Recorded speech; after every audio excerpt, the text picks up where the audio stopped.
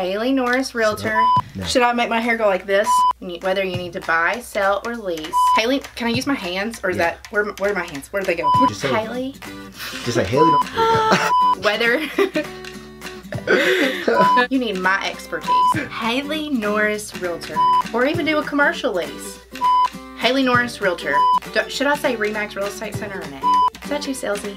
No, that's good. My average days on market is just 50 days. You need my expertise. And that means I'm putting more money back in your pocket.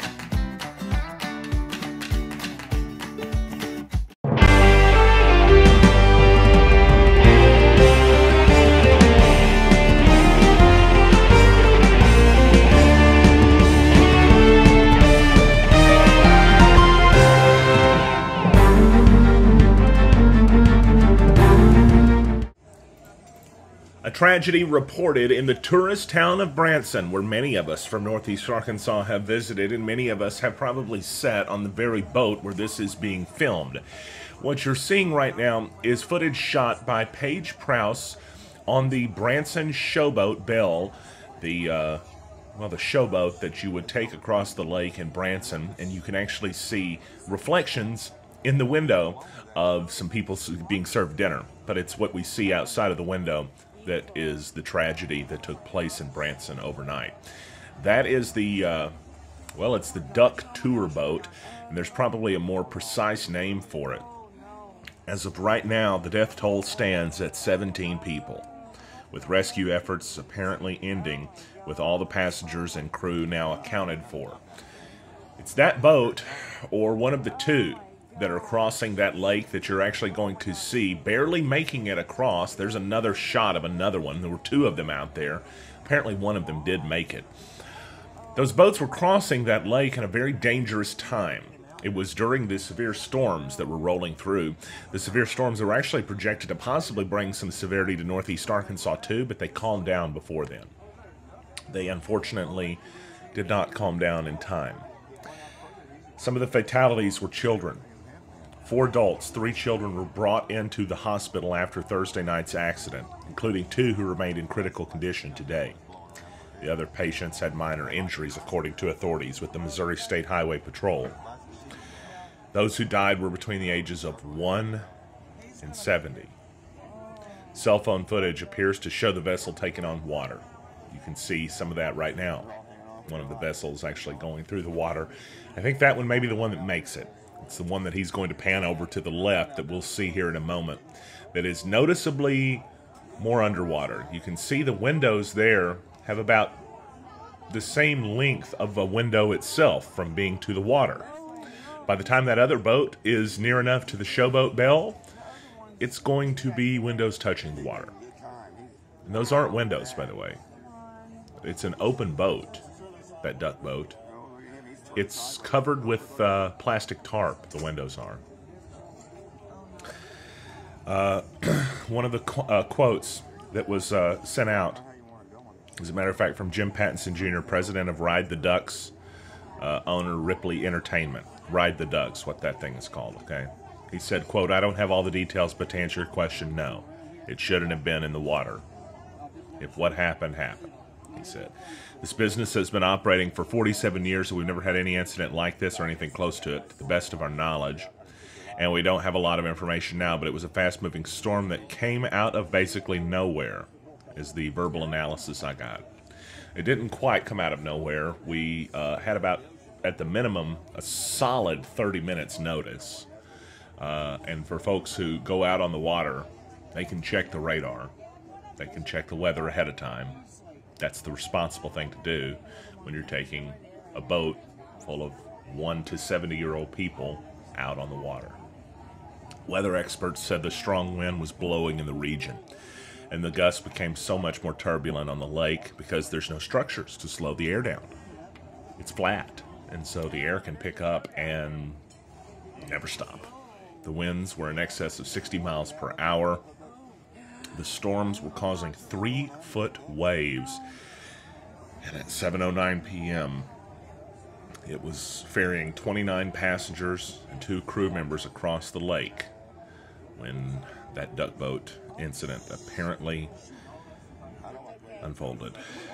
It was not clear, it says, if the vessel was filled to capacity, but the Stone County Sheriff said there were life vests on the boat, but it wasn't clear if the passengers had them on when the craft capsized. Radar said an off-duty sheriff's deputy near the boat during the incident immediately sprang into action, helping get people to safety. Divers were at the lake searching for missing people, located the boat underwater, but it's now recovery mode. Everyone has been accounted for. As you can see, the boat's windows that are only covered with plastic tarp touching the water there.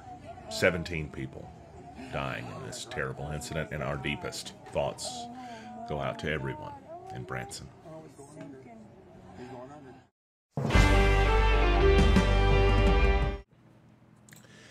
Now from southwest Missouri to the north central Arkansas area, where a Mountain Home man was arrested for a grocery store burglary early this morning. And you're looking at a photo of the suspect right there.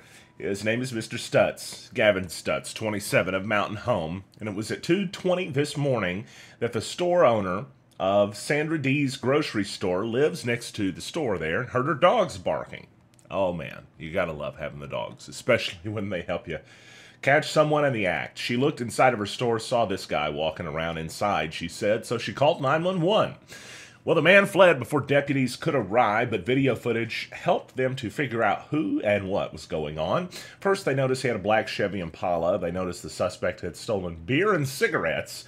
And then they noticed the suspect's identity, they said, based on the footage. It appeared to be Gavin Stutz, 27, of Mountain Home. Well, Stutz, no stranger to law enforcement, as Mountain Home Police Department have reportedly encountered him before. They were alerted to watch out for him and the Impala, and he was located in Mountain Home a short time later, taken into custody. The story's at NEAreport.com if you'd like to see more. But he may have been connected to a separate incident, it says, and that's being investigated right now. He's being held without bond at the moment, booked into Baxter County Detention Center a total of 5 times since 2011 on drug and alcohol charges, now facing a commercial burglary charge that's a felony and a misdemeanor theft of property charge. That's out of Baxter County.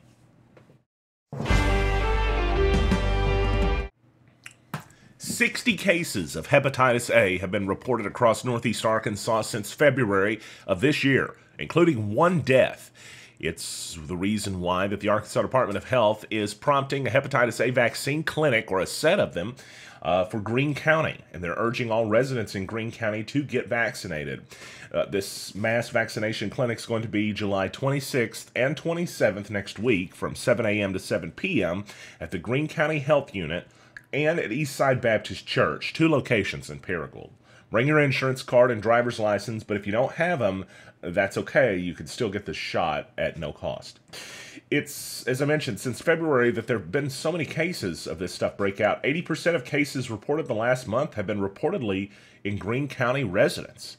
And the ADH is focusing on the 19 to 60-year-olds because it says all their current cases are in that age range. Many children are already vaccinated for hepatitis A, and many adults over 60 have an immunity because of previous exposure to the virus.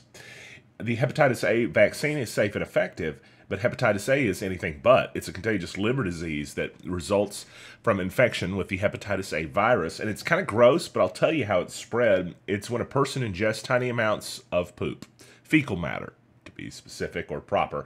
And when they come in contact with that, whether it's small amounts, tiny amounts that were, transferred after somebody didn't wash their hands and then prepared food, well, that could be one of the reasons. The symptoms include fever, fatigue, loss of appetite, nausea, vomiting, abdominal pain, dark urine, clay-colored bowel movements, joint pain, or jaundice, which is yellowing of the skin or eyes. It can range in severity from a mild illness to severe illness, lasting several months. If anybody wants more information about that, healthy.arkansas.gov, and those hepatitis A vaccine clinics coming up in 7 days in Paragould, at the Greene County Health Unit, and at Eastside Baptist Church. The storms are headed south of us right now, but we've already heard a little bit of thunder today, and we may hear a little bit more before the day is over. Also, an excessive heat advisory in effect for us today. We'll cover all of that in your New Wave Wireless weather forecast next. Family Medical Clinic of Walnut Ridge and Bono are your neighborhood healthcare providers, and we're now accepting new patients. We know you have a tight schedule, so we're here 6 days a week at both locations from 6 a.m. to 7 p.m. Walk-ins are welcome. In Walnut Ridge, stop by 1045 West Main Street or call us to make an appointment, 886-8300. In Bono, we're on Highway 63 North or call 930-9990. Walnut Ridge Family Medical Clinic and Bono Family Medical Clinic, here for you when you need us.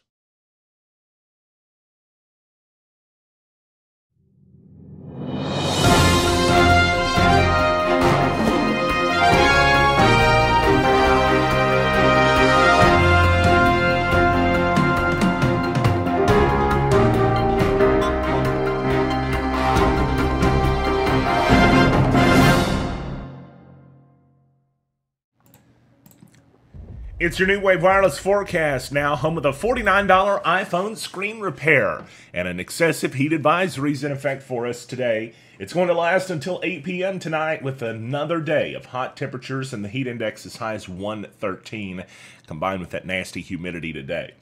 That's this afternoon. Tonight, I want to tell you there are more showers and thunderstorms expected, some of which could be severe, a low around 75, maybe a half an inch of rainfall possible. Then on your Saturday, mostly sunny with a high near 92. Sunday, sunny with a high near 91, and a little bit cooler on Monday with a high around 88. Showers and thunderstorms pop back up in the forecast on Tuesday. Just a 20% shot at those, however. Should be a relatively dry forecast over the next 5 days. It's 79 degrees in Jonesboro with a few clouds out there as we are approaching the noon hour here on NEA Report.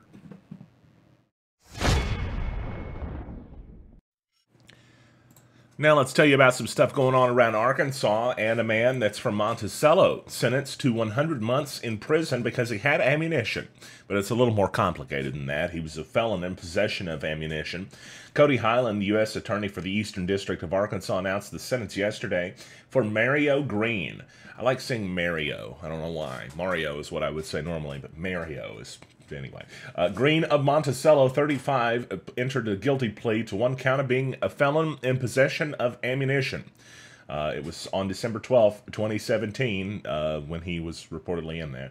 At the hearing, it was also said that Greene admitted on July 25th, 2016, he got into an argument with a girl at his residence in Jacksonville. After ripping a cell phone out of his acquaintance's hand, the acquaintance alleged that he punched her in the face and pulled out a gun, saying he would kill her. When police officers arrived, they found a non-functioning firearm in the couch loaded with 9 rounds of Remington .25 caliber ammunition and 5 rounds of Winchester .25 caliber ammunition.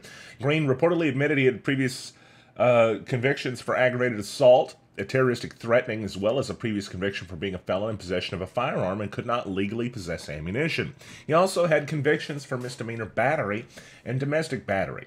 At Thursday's sentencing, Judge Moody noted Greene's violent repeat criminal history in pronouncing the 100-month sentence, resulting in more than 8 years in prison before he can ever have a chance at parole. It was conducted, this investigation, by ATF, along with the Jacksonville Police Department and the U.S. Attorney's Office prosecuting the case.